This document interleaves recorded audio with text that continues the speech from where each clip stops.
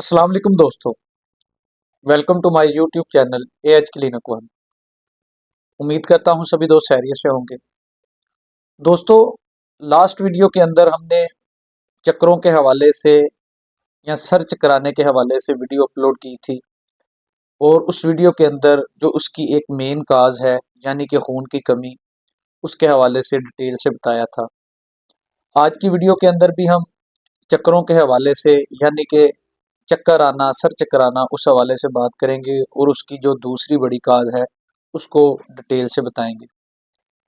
दोस्तों, मैदे की तजाबियत, जो लोग मैदे की बीमारियों के अंदर मुब्तला होते हैं, जिनको मैदे की सोजिश होती है, और उसके साथ साथ वो लोग जिनको तजाबियत का ज़्यादा सामना करना पड़ता है, या मैदे की बीमारी जिसमें जो गैस्ट्रिक रिफ्लेक्स हैं वो दोबारा खुराक की नाली की तरफ आते हैं, जिसे जीआरडी गैस्ट्रिक रिफ्लेक्स डिजीज़ कहते हैं, उसकी वजह से भी सामना चक्करों का करना पड़ता है।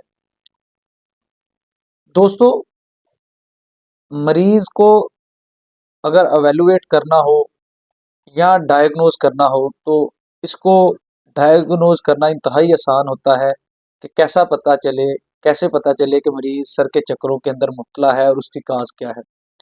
मरीज को अगर भूख कम लगती हो, खाना हजम ना आता हो, डकार बहुत ज़्यादा आते हों, सीने पे जलन होती हो, तो ये तमाम चीज़ें जो हैं मैदे की सोजिश की तरफ या मैदे की तजाबियत की तरफ इशारा करती हैं।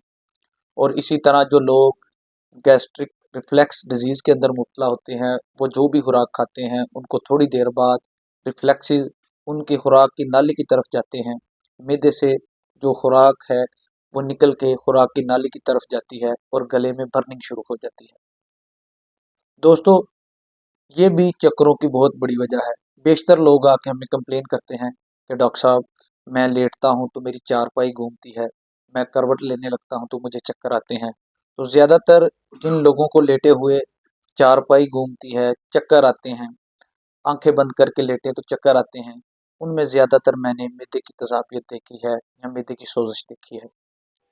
दोस्तों, अगर ट्रीटमेंट के हवाले से बात करें तो बेशुमार अद्वियात हैं जो तजाबियत को कम करने के लिए इस्तेमाल की जाती हैं। बेशुमार एंटासिड मेडिसिन हैं जिनको इस्तेमाल किया जाता है, जैसे कि डाइजेक्स एमपी है, म्यूकिन है, गेविस्कॉन है, इसी तरह फुमिटाडीन है, रेनिटाडाइन तो आना बंद हो गई है।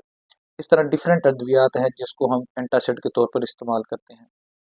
इसी तरह अगर होम्यो मेडिसिन की तरफ आ जाएं तो उसमें बेशुमार अद्वियात हैं। एंटम क्रूड है, नक्सवेमिका है, पल्साटिला है, लाइकोपोडियम है, कार्बोवेज है, चाइना है। ये ऐसी अद्वियात हैं जिनको हम इस्तेमाल करते हैं और बहुत अच्छे इनके रिजल्ट देखने को मिलते हैं।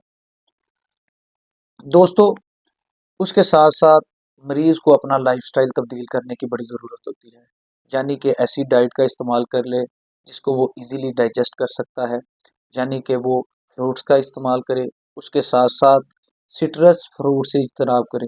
कुछ लोग ऐसे हैं जो सिट्रस फ्रूट को इस्तेमाल करते हैं तो उनको मैदे की तजाबियत का सामना करना पड़ता है और चक्करों का सामना करना पड़ता है। इसी तरह सलाद है, फ्रेश सैलड खाया जाए, उससे भी काफ़ी बेहतरी आती है। और जितनी भी ज़्यादा घी वाली चीज़ें होती हैं, जिनमें बहुत ज़्यादा ऑयल हो, बहुत ज़्यादा स्पाइसी फूड्स हो, बहुत ज़्यादा जंक फूड्स, होटलिंग, इन चीज़ों से इज्तनाब करना चाहिए। अगर इन चीज़ों से इज्तनाब किया जाए तो यकीनन जो है आप मैदे की तजाबियत से अपने आप को महफूज रख सकते हैं और उसके बाद उसके होने वाली कंप्लेन जैसे कि चक्कर आना, शदीद चक्कर आना और अजियत में मुब्तला होना, उससे बच सकते हैं। मैं उम्मीद करता हूँ आपको ये वीडियो पसंद आएगी। जो दोस्त मेरे चैनल पे नए हैं, चैनल को सब्सक्राइब करें, बेल आइकन के बटन को प्रेस करें ताकि हमारी आने वाली हर नई वीडियो आपको बर वक्त मौसूल हो सके। शुक्रिया।